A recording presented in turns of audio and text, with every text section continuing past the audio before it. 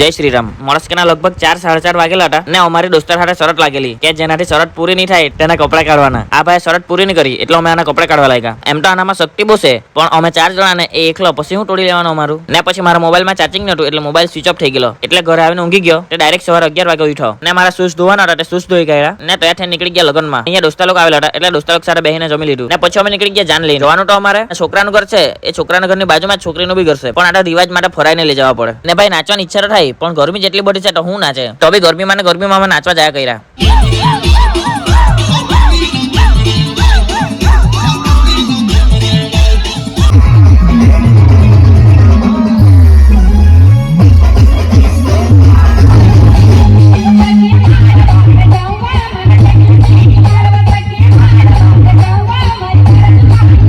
લગન છે ને ફટાકડા નહીં ફોડી એવું બને કે એટલે ફટાફટ ફટાકડા લાવ્યા ને ફટાકડા ફોડી ગયા ને પછી પાછા નાચવા લાગી ગયા.